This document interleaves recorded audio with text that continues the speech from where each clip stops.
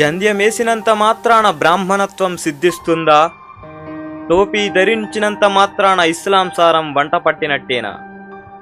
ఎదపై శీలువ వ్రేలాడదీసుకున్నంత మాత్రాన క్రీస్తు మార్గంలో నడుస్తున్నట్టేనా? జంధ్యమేసుకోమని, టోపీలు శీలువలు ధరించమని నేను చెప్పానా?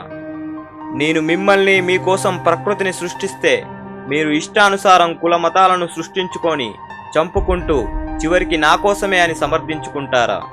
మీ అవసరాలకు విలాసాలకు ప్రకృతిని నాశనం చేసి విలయాలకు బాధ్యుని నేనంటూ నన్ను ఆడిపోసుకుంటారా? దీక్షలు తీసుకోమని నేను చెప్పానా? కడుపులు కాల్చుకోమని నేను చెప్పానా? మోకాళ్ళ మీద నడిచిరమ్మని నేను చెప్పానా? మీలో ఉన్న నన్ను కనుగొనలేక గుళ్ళల్లో, మసీదుల్లో, చర్చుల్లో వెతుకుతున్నారు. మీ తల్లిదండ్రులలో నన్ను చూసుకోమని చెప్పాను, చెప్పింది మాత్రం చెయ్యరు. ఆకలన్నవానికి పిడికడు ముద్ద పెట్టలేరు, కానీ హుండీలో కోట్ల రూపాయలు గుమ్మరిస్తారు. మీరిచ్చే కాగితపు నోట్లు నాకు అవసరమా? మీరు సృష్టించుకున్న కాగితాలకిస్తున్నంత విలువ మానవ సంబంధాలకు ఇవ్వడం మర్చిపోయారు. ఎప్పటికైనా మీరు నా దగ్గరికి రావలసిన వారే అన్న స్పృహ లేకుండా బ్రతుకుతున్నారు.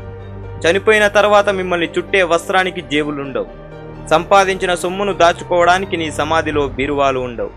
చనిపోయిన తర్వాత మీ ప్రలోభాలకు లొంగి లంచం తీసుకొని మిమ్మల్ని స్వర్గానికి తీసుకొచ్చే వారెవరూ ఉండరని గుర్తుంచుకోండి. మిమ్మల్ని సృష్టించి తప్పు చేసి మీ చేతిలో ఆటబొమ్మనయ్యాను.